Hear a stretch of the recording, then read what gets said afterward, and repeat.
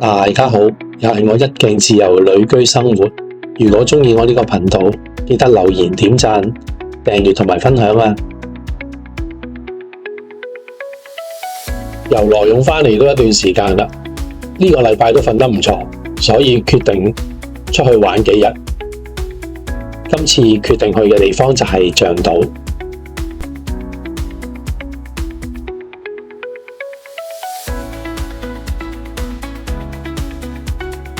芭提雅到象島陸路大概係270公里。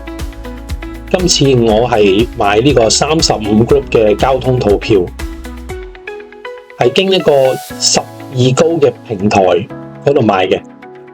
喺呢度買咧會平過喺官網買好多。單程咧大概係250泰銖，如果來回咧1100至1300泰銖左右。如果你需要買旅遊保險咧，可以喺網站嗰度即時買賣，非常方便。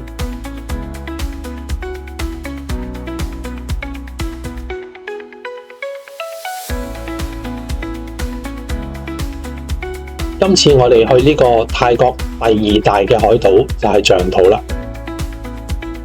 車會直接去酒店接你啦，大概3個鐘左右嘅巴士。中途司機會停2次車，等你落去下洗手間啊，食下嘢咁。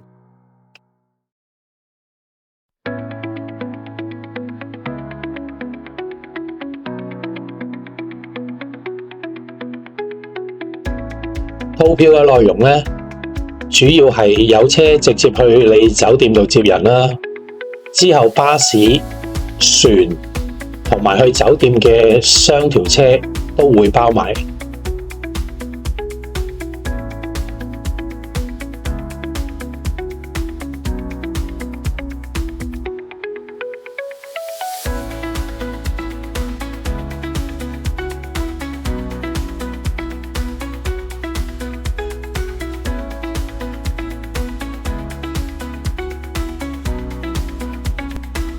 巴士咧會直接開到你去呢個奧塔馬措碼頭，工作人員會俾包船票你啦，唔使你自己又再去買飛。段海路大概9公里左右，40分鐘到就可以去到象島啦。點解叫象島呢？因為喺上邊望落嚟，個島嘅外形係好似一隻瞓緊覺嘅大象，所以叫做象島。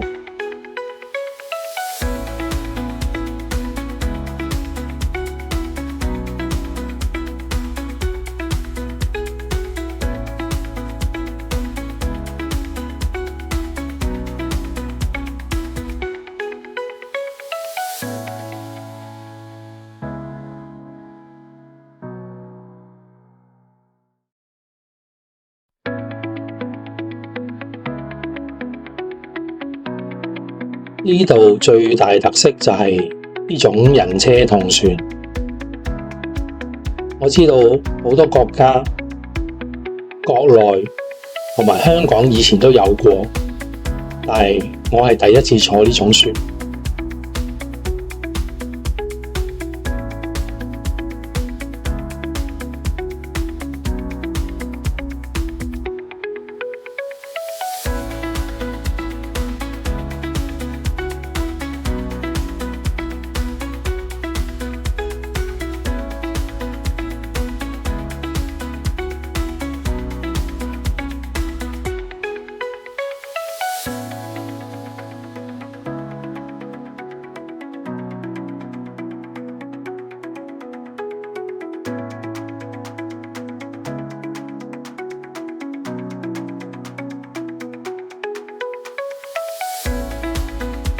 島上面大部分嘅地區都係劃咗做自然保護區嘅，上面都係樹林啊。海岸線呢就有唔少遊樂設施啦、酒店咁樣啦。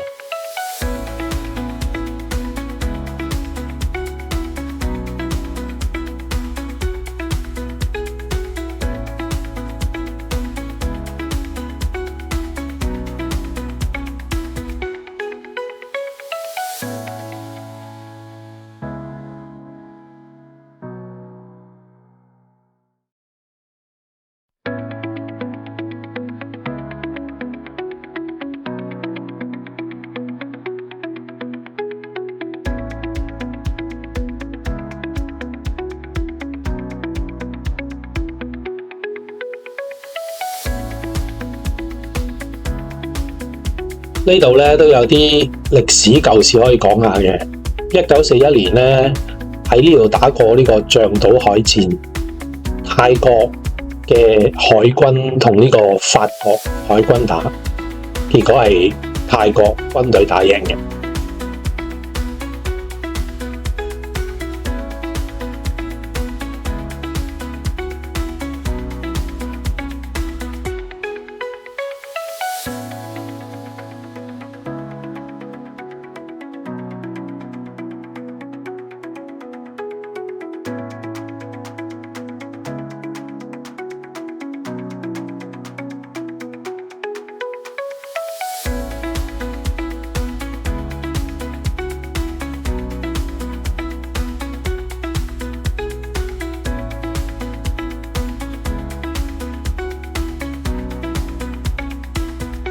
船泊岸之後咧，預備好嘅雙條車就已經喺度等緊㗎喇，直接會載我去呢個我訂嘅酒店，全程都唔使自己揾車㗎喇。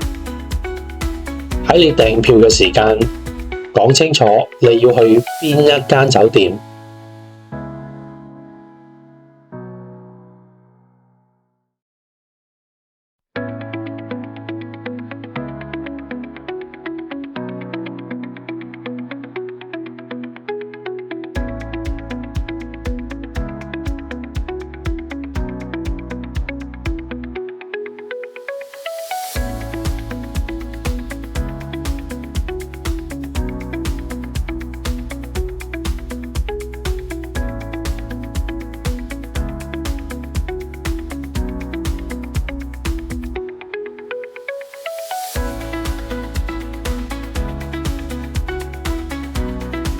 象島淨係得一條環島大路，內陸多數都係樹林區。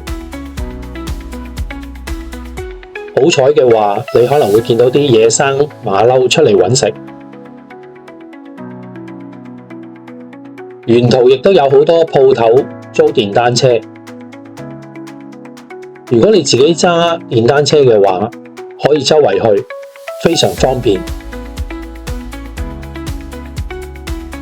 我自己就唔識揸電單車，唯有搭雙條車出街。好多遊客鍾意揀人流多嘅白沙灣，我自己今次係諗住嚟放鬆幾日，所以揀咗一個唔係咁多人嘅位置。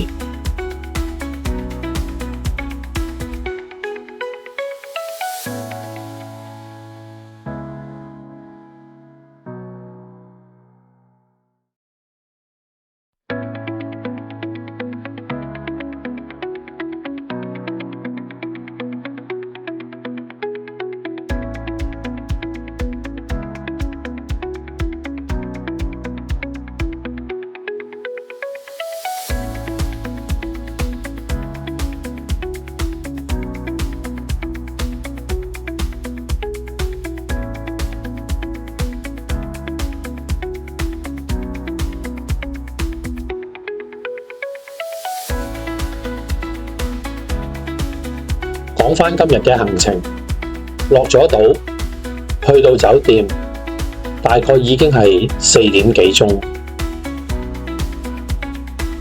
我喺附近嘅鋪頭買咗啲日用品，返嚟都差唔多黃昏啦。於是去咗旁邊嘅一間海景餐廳，可以睇到日落。今次行程打算係去3日2夜嘅啫，因為我未嚟過象島，所以算係過嚟探一探島。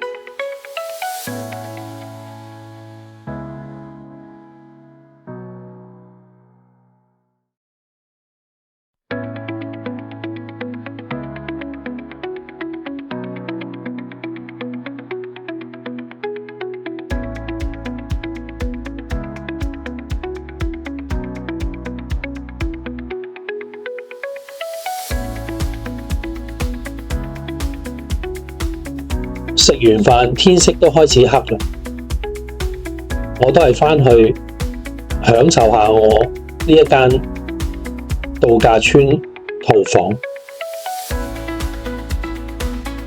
呢度全部嘅房間都係一間間嘅獨立屋，不論大小，全部都有自成一個嘅感覺。我今次係休閒出行，今晚就享受下呢間獨立屋。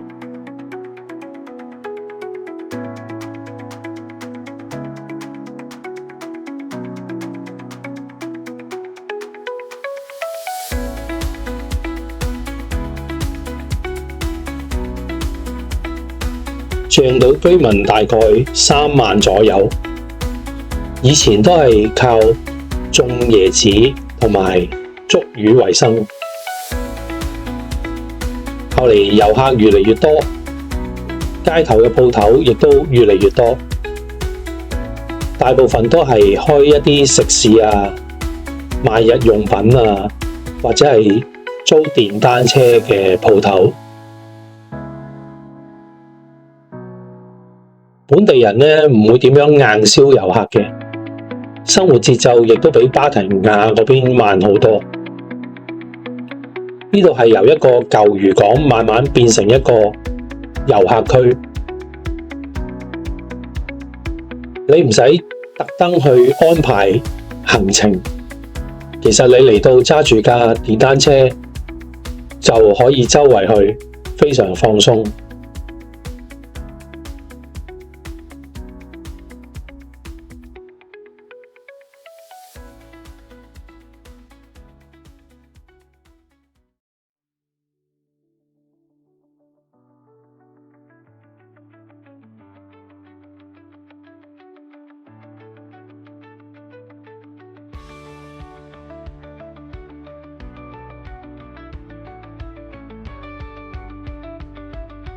第二日出嚟，差唔多已經係下晝嘅2點幾3點鐘。今日我目的地係柴設海灘。相比起白沙灣，呢度冇咁多遊客，人比較少，所以行得好舒服。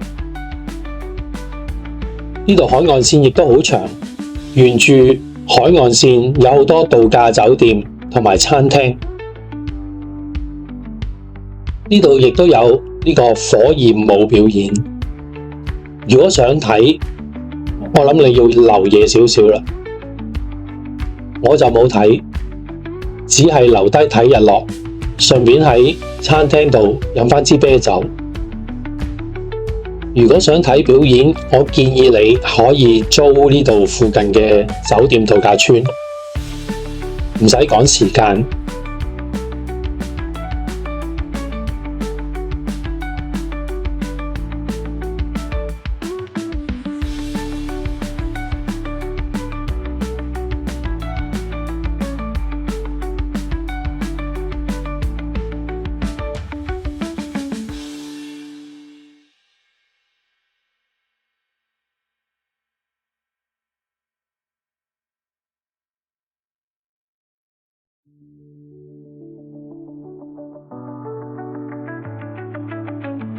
黃昏睇日落係我一大嗜好，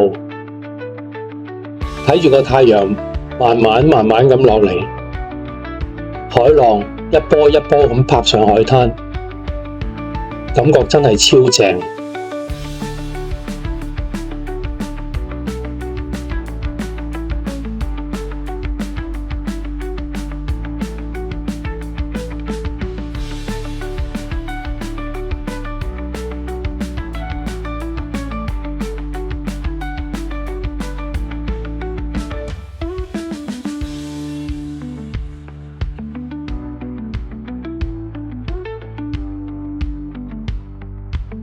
喺我住呢個區域，唔係重點嘅夜生活區域，呢度都會有啲小酒吧，但係客人唔太多。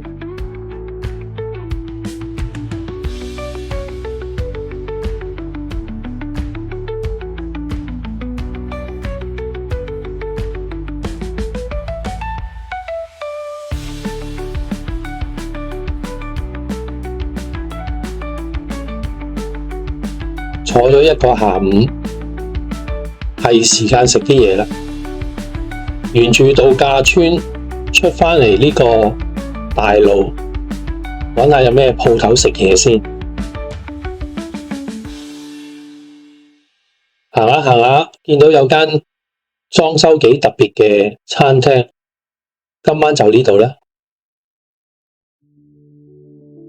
係啊，大家條環保大道呢，夜晚係比較暗嘅，街燈亦都少，所以揸車小心啲。開心嘅時間過得特別快，又係時候坐車返芭提雅啦。呢種一條龍嘅交通套票呢，我係非常建議自由行揀呢種方式，又省時又省心，而且唔係好貴。象島呢笪地方絕對係一個減壓嘅好地方，有海景，有休閒生活。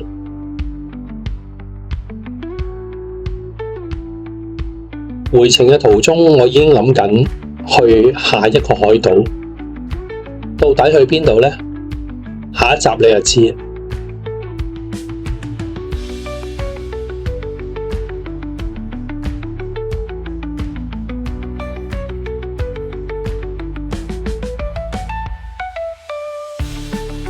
俾大家幾個旅遊嘅貼士，象島有唔少天然嘅瀑布，水源都係來自呢個山區嘅雨林，係一啲唔錯嘅打卡點嚟嘅。但係呢，如果喺雨季呢，就要額外小心。而喺最南端呢，有一個邦寶漁村，啲房屋係起喺啲木樁上邊嘅，係泰國而家保留最原土嘅漁村。另外，每年嘅年頭呢，當地都會舉行一啲象島海戰嘅相關活動，村民會進行一啲祭祀嘅儀式。